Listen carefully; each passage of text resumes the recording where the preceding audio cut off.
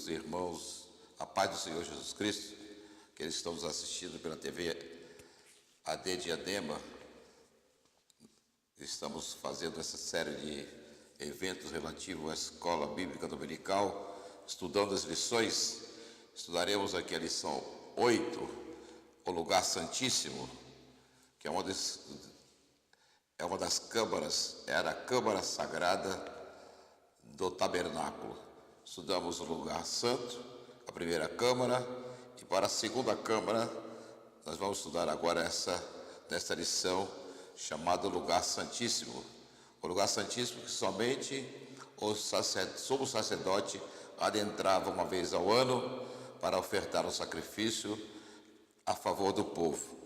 A lição ela tem o textuário que diz assim: mas depois do segundo véu estava o tabernáculo que se chama o Santo dos Santos. Isso já nos indica que havia uma separação através de um véu, conforme a orientação de Deus, para que pudesse aquele lugar sagrado, após o lugar do santo que estava o candelabro, a mesa da proposição e o altar do incenso, estaria ali somente um objeto, que é um objeto importante, que representava a divindade e a presença de Deus, que era a Arca da Aliança. A nossa lição, que o professor, o aluno, as quais nós estudamos nessa oportunidade, elas têm 3 textos para nós lermos no domingo. O primeiro texto é Êxodo 26, do 31 ao 35, a Epístola aos Hebreus, capítulo 9, do 1 ao 5, e o Evangelho escrito por Mateus, no capítulo 27, versículo 51. Então você vai ler na sua casa, na lição. Então nós vamos lá ter a leitura e já entrarmos em falarmos o que nós estamos estudando. Esse lugar santíssimo, esta câmara que nós estamos falando, é o local sagrado. E já adiantamos para o professor, para o aluno, saber que somente o sumo sacerdote, quem era o sumo sacerdote? Somente Arão e seus filhos e a sua descendência posterior, porque o lugar sagrado depois foi colocado no templo de Salomão, e lá a família de Arão continuou na sua descendência, fazendo o sacrifício anual lá na Câmara Sagrada, lugar santíssimo. Então, esse lugar santíssimo, no tabernáculo havia 2 câmaras, a primeira, como já falamos, e a segunda, que era a segunda câmara, e lá estava o principal objeto de culto. O culto era a Jeová, ou a Javé, ou ao Senhor nosso Deus. Mas era também o culto que, através da presença de Deus, na Arca da Aliança, que nós vamos ver os detalhes já instantes, tinha lá no seu interior, como diz lá em Hebreus, esse era o primeiro culto, tinha a ordenança de um culto divino. Então era um culto divino que era realizado ali na Arca da Aliança, na Câmara do Lugar Santíssimo, num santuário terrestre, né? E lá tinha, na Arca da Aliança, nós tínhamos, ela era formada de uma forma retangular, encimada por uma tampa, na qual estavam os querubins de ouro, né, com as suas asas estendidas um para o outro. E ali são coisas que até o escritor aos Hebreus ele fala no versículo 5 do capítulo 9, que ele detalharia posteriormente, e assim vamos fazer também. Então, essa arca, ela tinha essa sua posição determinada por esse véu, um véu de pano azul, púrpura e carmesim, que já estudamos aqui o significado de cada um deles. Céu, pano azul, lembrando o céu, púrpura, cor real, e carmesim, o sangue de Jesus Cristo, que também tinha também o linho torcido, fino, que significa o trabalhar de Jesus Cristo na cruz do Calvário e no seu ministério terreno, né? Ela tinha 4 argolas, né? Ficava sobre 4 colunas de madeira de cetim, coberta de ouro, 4 bases de prata, relembrando a redenção, e colchetes cerol de ouro formava então a cortina de entrada para o lugar santo, o lugar santíssimo, né? E ali dentro ficava a arca do testemunho, também é o nome dado pela Bíblia para a arca da aliança ou arca do testemunho. Esse lugar era apenas o sumo sacerdote, os demais sacerdotes e levitas não poderiam de maneira nenhuma estar ali para fazer culto. Lembramos que até rei tentou fazer isso e ficou leproso, né? Então esses lugares esse lugar que estamos relatando para os irmãos nesta nossa videoaula pela TV AD Diadema, ele mostra também quem era o sumo sacerdote. Eu falei aqui, Arão. Ele era um tipo de Cristo, ou seja, o homem imperfeito, mas tipificando ao nosso Senhor Jesus Cristo, que é, como diz, o ministério de Arão como sumo sacerdote, era uma demonstração do ministério sacerdotal de Cristo, que a Bíblia vai chamar, Pedro vai dizer, o nosso sumo sacerdote eterno, né? Então, tudo isso, o tabernáculo, toda a sua mobília, seus metais, cortinas, coberturas e cerimoniais, ou cultos ou liturgias, sempre tipificavam e apontavam para Jesus Cristo e seu sacrifício na cruz do Calvário. Uma coisa que me chamou a atenção é que queria colocar aqui, o fogo divino do tabernáculo, ele era um culto, um fogo que veio dos céus, né? E esse fogo foi divinamente aceso através do próprio Deus. Levítico 9, versículos 22 e 24, vai dizer que o fogo divino partiu da glória e queimou o sacrifício no altar de bronze, acendendo fogo que deveria arder continuamente sem nunca apagar. Lembra dos filhos de Arão que morreram? Arão tinha 4 filhos, 2 deles morreram porque foram pegar fogo estranho, né? Então, o próprio fogo do candelabro, que foi assunto da lição passada, ele também foi aceso com este fogo. Fogo veio do céu. Isso nos remete para a obra que Jesus falou: depois de mim eu vos mandarei o Consolador. E no capítulo, em Atos dos Apóstolos, vai nos mostrar, no dia de Pentecoste, foram vistas línguas repartidas como que de fogo sobre a cabeça de cada um dos apóstolos e discípulos que estavam no cenáculo. Mostra então que fogo, esse fogo do próprio fogo que tinha lá no candelabro, no tabernáculo, representa que fogo vem do céu. Cuidado com o fogo estranho, né? A arca, que é o assunto principal, mostra que ele era fundamental e representava, tipificava e era mesmo, como Jesus Cristo falou, onde tiver 2 ou 3 eu estou no meio deles, ali na arca estava a presença de Deus. Embora Deus esteja em todo lugar, mas aquela presença ali era a presença da sua glória, porque todo o universo Deus está presente. Mas nesta reunião, ou neste lugar e na arca, a presença de Deus era constante, porque dali sobre ela estava a chama de Deus representando ali, né?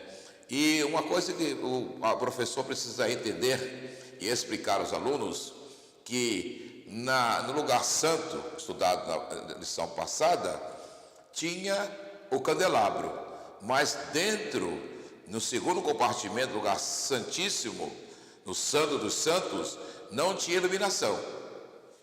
Mas como é que vamos ver isso, né? É que lá a iluminação nós vamos encontrar, né, daqui a pouco na lição, vamos entender por que não precisava da luz do candelabro, né? A separação era feita por um véu, né? E ele era uma cortina de separação entre Deus e o homem, né?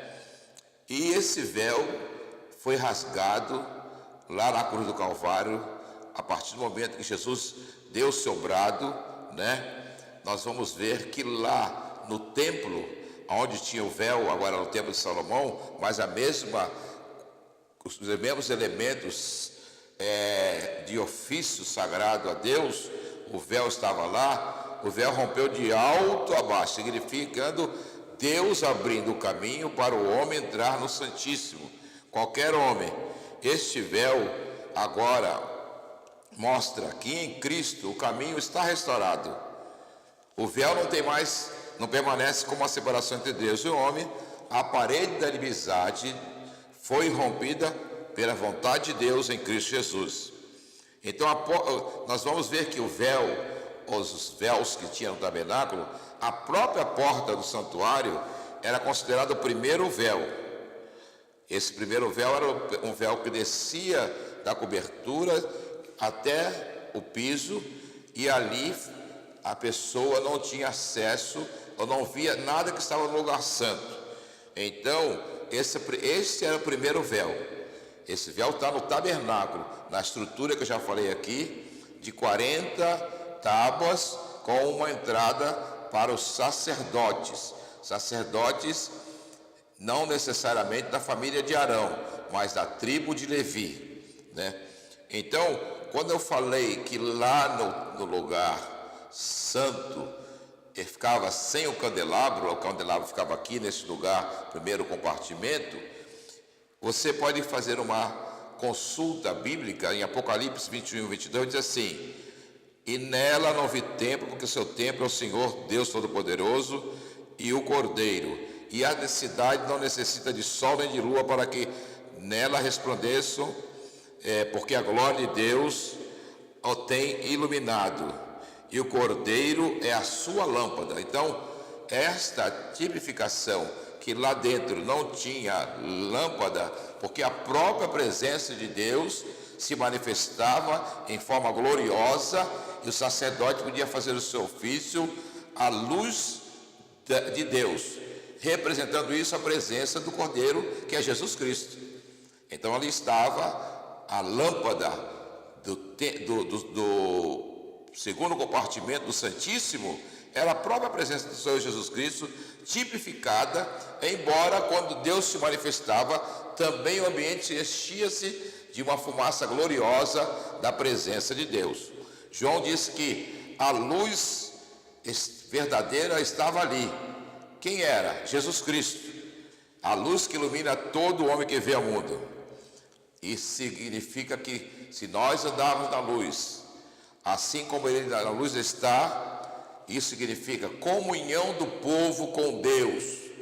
Ali dentro, o representante do povo, o sumo sacerdote, representava a comunhão do povo da aliança sinaítica, feita no Êxodo capítulo 19, com Deus, né? Então esse era o véu. O segundo véu separava o lugar santo para a entrada no lugar santíssimo.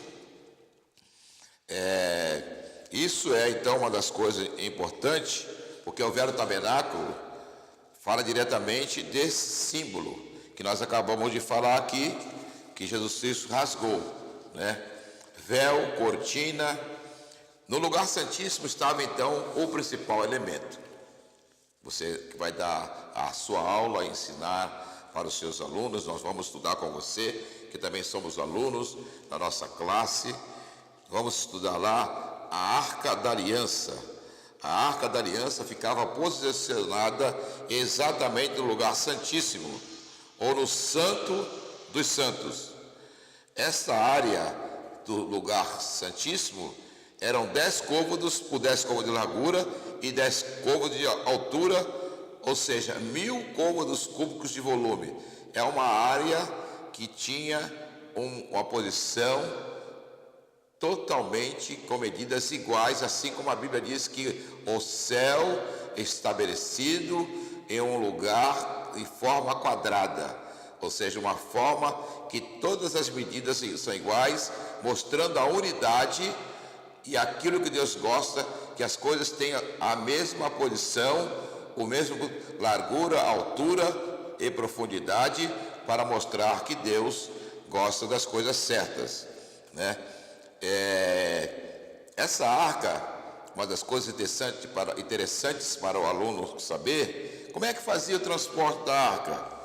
Aí a Bíblia diz que, Números 44, versículo 5, quando o acampamento tiver que mudar, Arão e seus filhos entrarão, descerão o véu protetor e aí cobrirão a arca, porque o povo não podia ver a arca.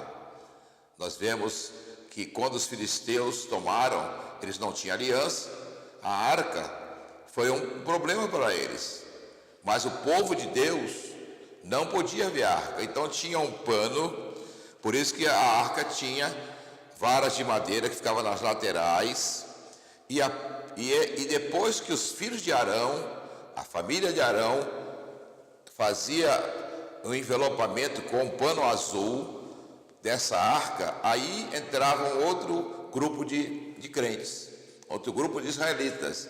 Nós estamos ajudando a arca, você e eu somos coatitas, devemos em qualquer lugar estar levando a presença de Deus. Então a família de Coate, somente eles podiam transportar a arca, não bastava ser levita, tinha que ser da família de Coate. E por isso que nós vamos entender aqui por que Uzá morreu, porque ele foi tocar na arca, mas ele não tinha autorização, porque não era da família de Coate. Então ele, sabendo disso, incorreu no erro, para que você não fique culpando Deus. O homem foi ajudar e morreu. Não, Deus determinou alguma coisa. Se você tem uma chamada, fique na sua chamada. Se eu tenho uma coisa para fazer na igreja, faço aquilo que determinou. Se a outra família, representando outra parte do ministério, estiver trabalhando, deixa de trabalhar lá, porque eles são coatita, eu sou coatita, eles são levitas numa outra área. Então tem um grupo do louvor, tem um grupo do estúdio, a nossa equipe que está trabalhando. Se eu for mexer na câmara, eu vou quebrar a câmara. Então eles estão no lugar certo. E se eles colocarem de um jeito, não reclame, porque eles têm a direção de Deus. Tudo na igreja do Senhor, no som, no instrumento, Deus está regendo. É culto ao Senhor. Isso é culto ao Senhor. Então, para isso, para o transporte, Deus determinou. Coloca 4 argolas de ouro nas laterais. Está na leitura bíblica. De nossa leitura bíblica vai falar que Deus determinou. Tinha que colocar as 4 argolas, né? As 4 argolas. Essas argolas, elas era para condução e transporte do elemento mais sagrado, elemento principal do tabernáculo. Então, 4 argolas de ouro laterais, porque era divindade, era Deus, que era também transportada. Aí entra uma coisa interessante: a vara que transportava era a vara de acácia, quer dizer, quem transporta a glória de Deus é o homem, eu e você, depois que nós estamos cobertos pelo sangue de Jesus, entendeu? Então, o objeto dessa maneira, essa caixa, podia andar no meio do povo coberto de um pano azul e levado pelos coatitas pelas varas de acácia, porque homem com homem, a relação homem como sociedade, estavam juntos ali, podiam trabalhar em conjunto, né? Ninguém ia deixar a arca cair. O pessoal, os filisteus, mandaram a arca no carro de boi, e Deus até fez um milagre com as vacas. A localização da arca. Onde está a arca? Segundo a tradição judaica, o profeta Jeremias foi a pessoa responsável por esconder a arca. Desde então, não se sabe nada a respeito do seu paradeiro. Na Bíblia, nós vamos encontrar um momento que a Bíblia não vai citar mais a arca. A última referência foi no reinado de Josias, segundo a Crônica 35, né? Josias mandou que os levitas parassem de levar a arca de um lado para o outro e devolvesse ao templo onde pertencia, porque a arca era usada até mesmo com a proteção na guerra. Vamos levar a arca, Deus vai nos dar vitória. Mas Deus, até algum momento, o povo não teve vitória. A arca foi, e foi o momento que se falou: A arca de Deus foi tomada e nasceu o Icabô. Foi-se a glória de Deus. Não deixe a glória sair da sua vida. Então, não é provável que alguém vá encontrar a arca da aliança, mas também não é necessário, que Jeremias 3:15, 16, ele vai dizer que chegará um momento que nem vão se lembrar da arca. Então, a vinda de Jesus tem um significado, está falando de Jesus Cristo, porque a nossa arca é Cristo, né? E ali virei a ti e falarei contigo de cima do propiciatório, do meio dos dois querubins que estão sobre a arca do testemunho, tudo que eu te ordenar para os filhos de Israel. Êxodo 25, 22.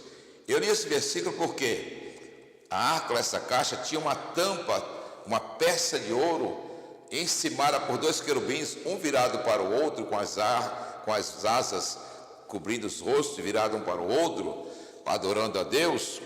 Então ela é ressaltada na descrição do lugar do Santíssimo, seja no véu, já no véu já tinha a presença do querubim, seja na arca, porque o véu, ele era decorado, ele era enfeitado, ele era valorizado pela presença dos querubins nesse véu, ou se você pode chamar de cortina, mas a Bíblia fala que é o véu. Segundo o véu, tinha lá a figura dos querubins. Os querubins estão sempre relacionados na Bíblia à questão do julgamento do pecado. Eles são guardiães da santidade divina e eles estão dentro desse plano da redenção, em trazer o homem a entender que ele é pecador, né?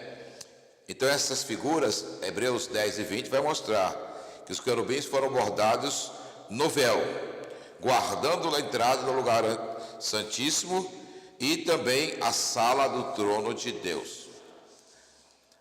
A Bíblia vai nos dizer que alguns versículos, vou citar dois aqui, você pode consultar, Salmo 80, versículo 1, diz que o pastor de Israel habita entre os querubins.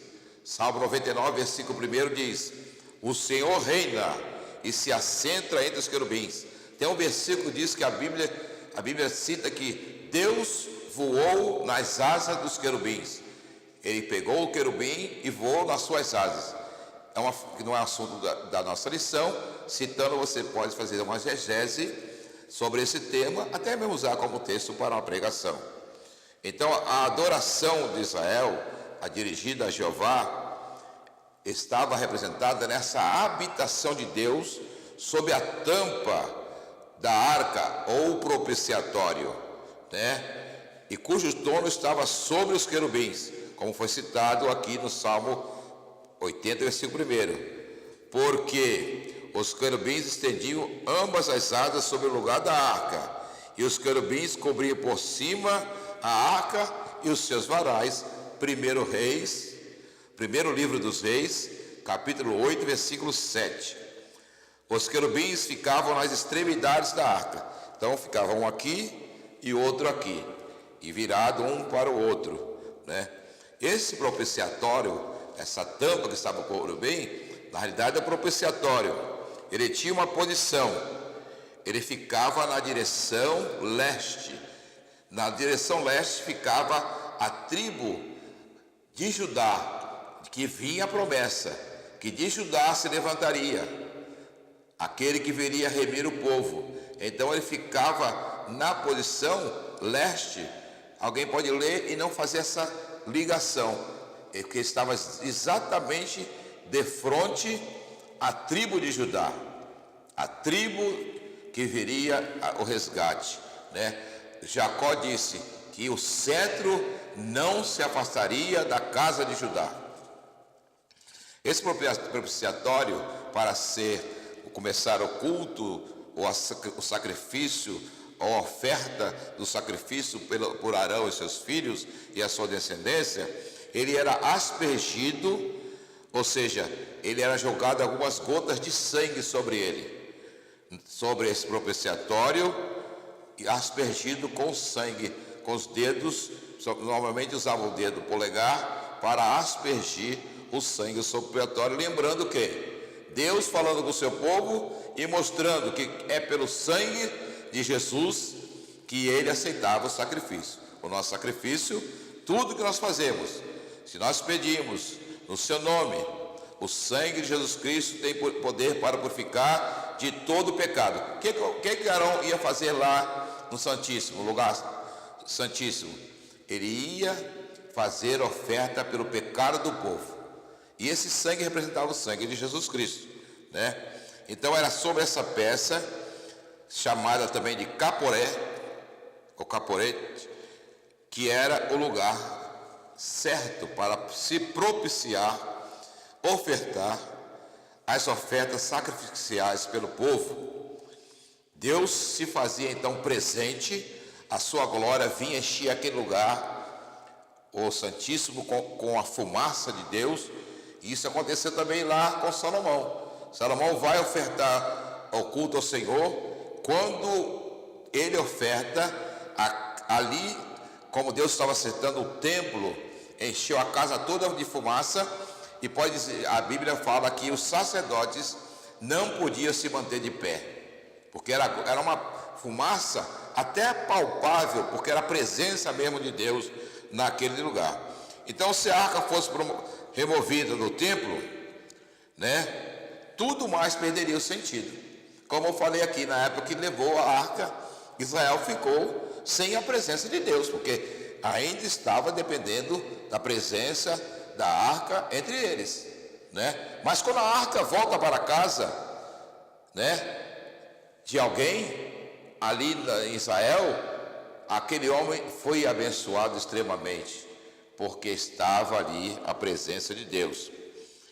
O propiciatório da arca, ou seja, a tampa da arca, já era um prenúncio ou um tipo para o sacrifício final por todo o pecado.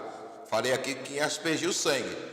Então agora o sangue de Jesus Cristo, Isaías vai dizer, ele borrifou, ele foi aspergido sobre todas as nações, né? Então agora o povo de todas as nações tem direito de se apropriar do sangue do sacrifício perfeito. O apóstolo Paulo, ele conhecendo bem o Antigo Testamento, ele vai dizer, sendo justificados gratuitamente por sua graça, segundo a redenção que há em Cristo Jesus, que proposição no seu sangue, como proposição mediante a fé. Romanos capítulo 3, versículos 24 e 25. Assim como havia somente lugar para expiação de pecados no Antigo Testamento, no lugar santíssimo, ou seja, no propiciatório da Arca da Aliança, assim também apenas um lugar no Novo Testamento para expiação. Aonde é, professor e aluno? É na cruz de Cristo.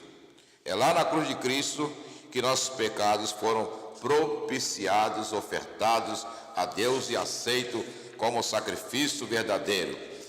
Eu gosto sempre de dizer nessa lição que Deus gosta de falar com o homem. E há um caminho. O caminho de abordagem dessa lição é o caminho que fazemos aqui no estudo do tabernáculo. Começa pelo pátio, prossegue pelo altar de bronze, prossegue pela bacia, passa pela iluminação do candelabro, passa pelo altar do incenso, para nós termos o bom cheiro de Cristo, passa pela mesa do pão, na Santa Ceia nós apropriamos do sacrifício de Deus, para entrarmos depois no lugar santíssimo. O santíssimo lugar está aberto agora para o crente que passou por todas essas fases. Esse é o caminho para chegar a Deus hoje. Antigamente somente um homem podia chegar no final do caminho. Agora todos os homens em Cristo Jesus podem entrar no santíssimo lugar com ousadia. Caporé é o lugar de propiciação.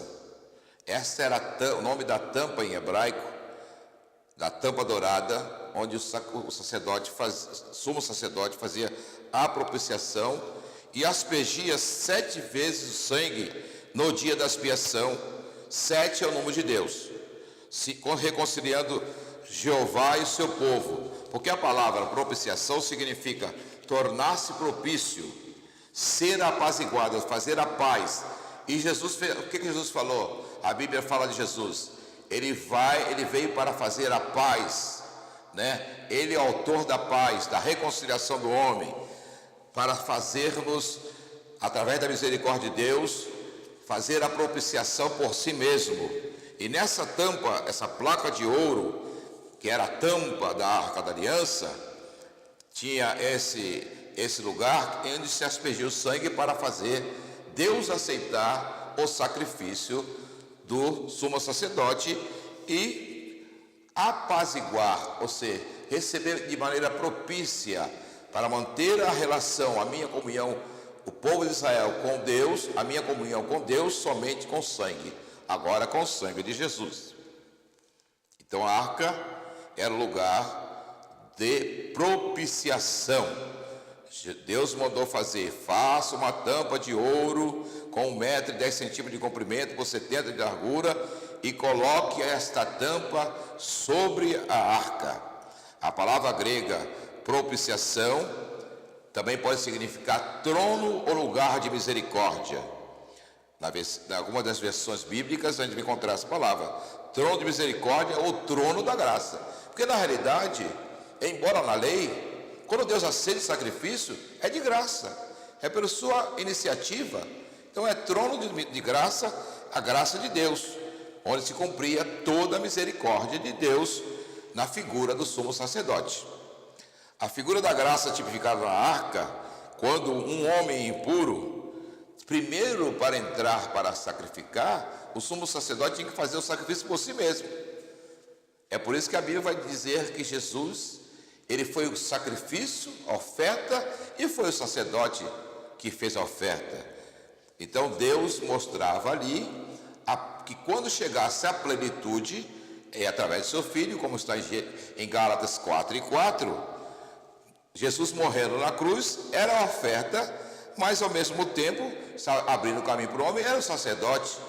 Ele estava fazendo a oferta do seu corpo para que eu e você, por isso que se chama vicária, oferta vicária. Ele estava substituindo a mim e a você. Tem que mostrar isso para o aluno, né? E que o sangue dele seria agora para toda a humanidade, profetizado pelo profeta Isaías, que o sangue de Jesus, ele estaria sendo borrifado, aspergido sobre todas as nações. Só basta aceitar a Jesus, né?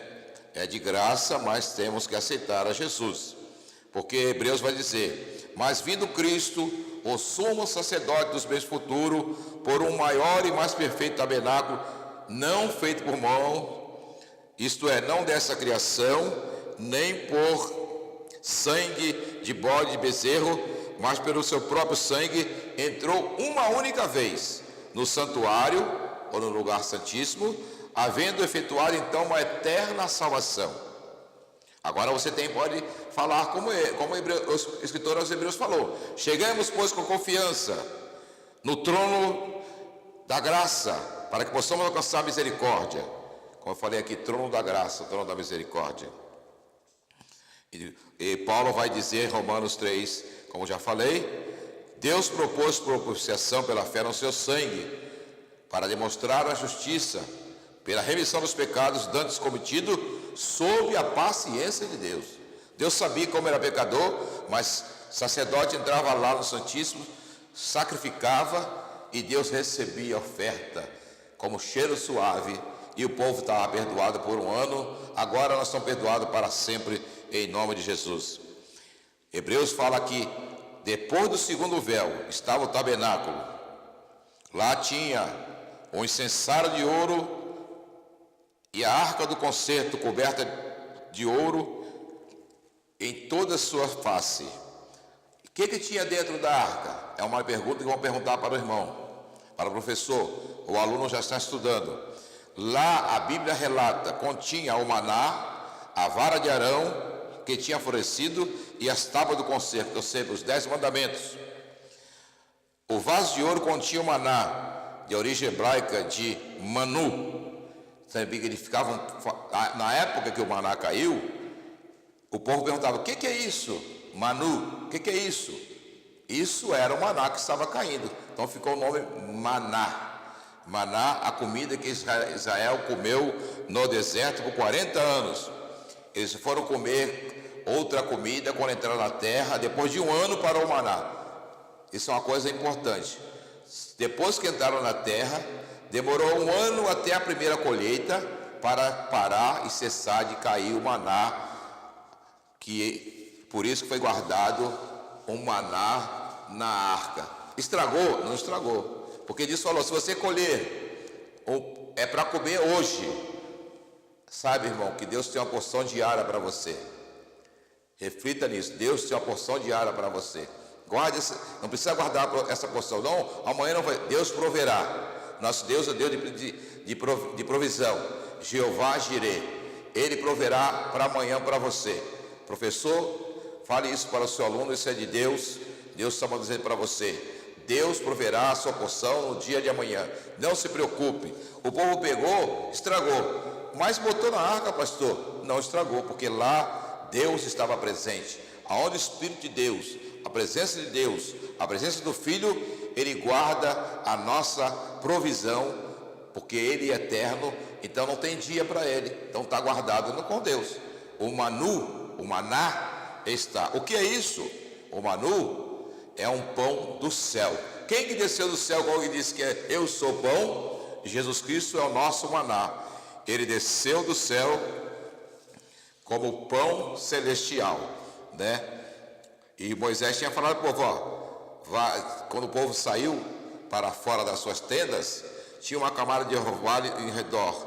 Eles viram lá que tinha alguma coisa, uma coisinha branca, né? O que é isso? Manu, o que é isso?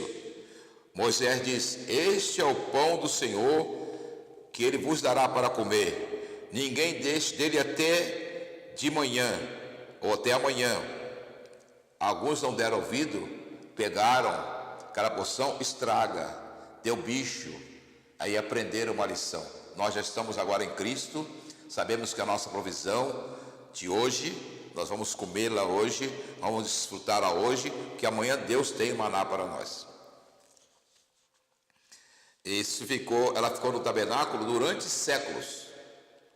Durante séculos, a vara de Arão, o maná e o decálogo, que era de pedra, não se estragava, mas a vara de Arão, como é que era a vara de Arão? A vara de Arão, ela também tinha elementos que se podia se perecer. Lembrando, vendo aqui, a Bíblia, Deus vai orientar a Moisés: toma um vaso da capacidade de 2 litros e enche de maná e coloca diante do Eterno, a fim de que seja guardado para o nosso descendente. Eu estou falando para você aqui, a Bíblia falando comigo. Quer dizer, o que nós falamos agora não estragou. A Bíblia, Moisés já avisou. Olha, Moisés representava a presença de Deus, era o representante legítimo de Deus em Israel. Pode colocar lá que não vai estragar. Os nossos descendentes vão ver. Essa aqui foi aquilo que Deus nos deu para nos alimentar. Os bisnetos, sacerdotes, sumo sacerdote de Arão, eles viam lá dentro como eles tinham autoridade, eles podiam ver que estava lá dentro da arca, né? Esse alimento importante, tipologia de Cristo, símbolos redentores da presença de Deus no Antigo Testamento, né? O maná é uma delas. Jesus perguntou: que dizem homens que eu sou? Né? Ele perguntou para os discípulos: que dizem os homens que eu sou? É a mesma coisa. Manu, o que é isto? O que eu sou para vocês? É o maná, é o pão que desceu do céu. O pão naquela época em Israel era o alimento vital da alimentação, principal sustento do povo, e para outros povos também. Então significa, quando Jesus fala: eu sou o pão vivo que desceu dos céus, se alguém comer desse pão viverá para sempre, e o pão que lhe der é a minha carne. Ligando agora a nossa ceia, que nos alimentamos da ceia do corpo do Senhor Jesus Cristo. Tem vários tipos de festividades, estudos sobre a Bíblia. O pão sem fermento da Páscoa, o maná, havia 12 pão lá para o sacerdote na mesa da proposição. Oferta de cereais com a melhor farinha era uma espécie de pão. Pão na festa de Pentecostes, assim vai. Faça um estudo, se você quiser depois acessar também a nossa aula, você vai também ver lá o link para você ver sobre o pão. 4.000 pessoas foram alimentadas por pão, depois mais 5.000, né? E a vara? A vara, teve uma disputa em Israel sobre a capacidade e autoridade de Arão. Então Moisés mandou separar a vara de todos os príncipes das tribos, juntamente com a vara de Arão. E Arão colocou a vara junto com aquela lá, e quando eles colocaram na tenda do testemunho, ou seja, lá no tabernáculo, a vara de Arão, ela já era uma vara seca. A vara de Arão, ela floresceu, deu até amêndoa. Pedaço de vara, imagina, irmãos, dando amêndoa, sem estar ligado na terra. Então, confirmando, por isso que o crente tem que dar fruto. Nós somos as varas, Jesus falou, vós sois as varas. A vara que não dá fruto, eu a corto, limpo e jogo fora. Então, dê fruto, dê amêndoa, dê flores, tenha o bom cheiro de Cristo.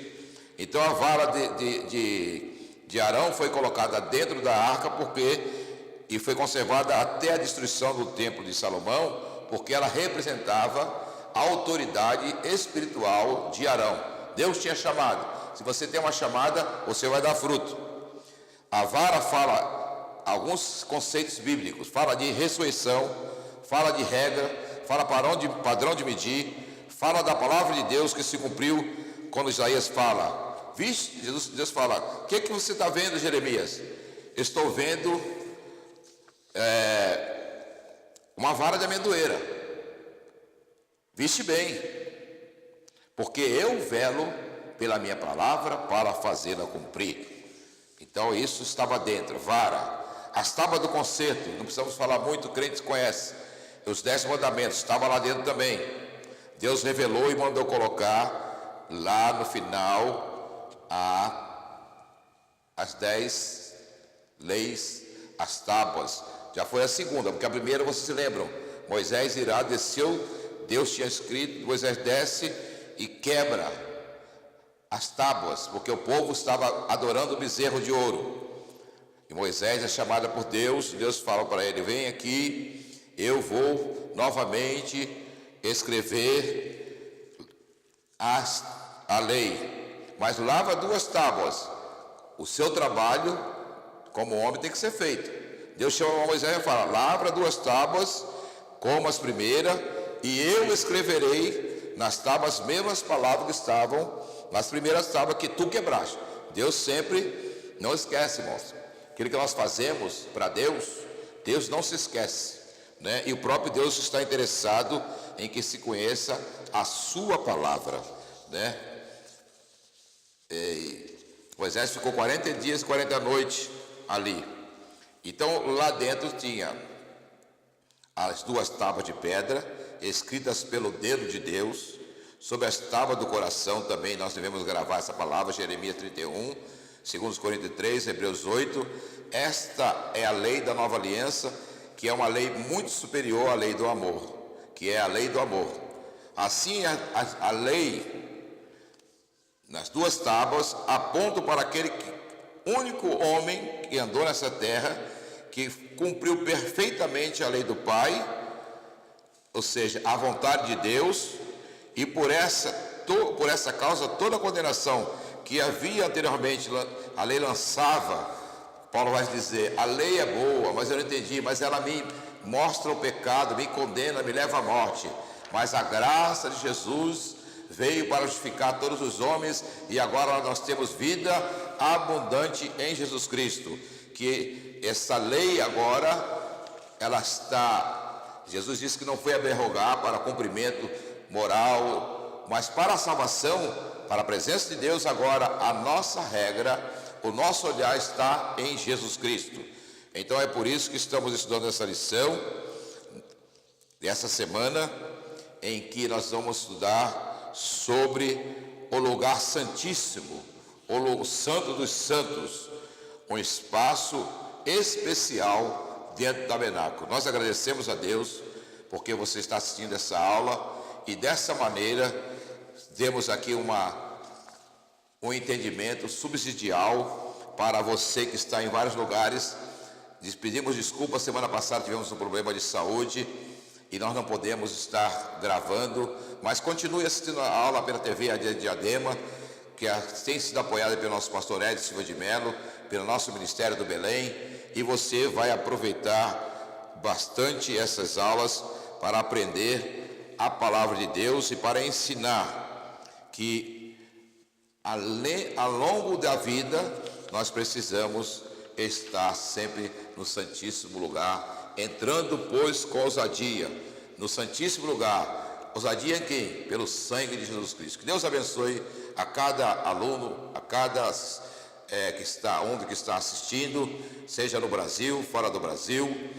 E também tem lá no site do nosso blog, estudandopalavra.blogspot.com.br, é o nosso site que vai estar tudo isso aqui escrito para você entender e poder verificar melhor, além dessa gravação de hoje. Agradeço a você pela assistência e agradecemos a equipe, o Oliver, o Lenildo, Letícia, toda a equipe do estúdio da TV AD Diadema, que abriu as portas para a Palavra de Deus, da Escola Bíblica Dominical. De manhã, domingo, 9 horas, na nossa série, em todas as congregações, Escola Bíblica Dominical.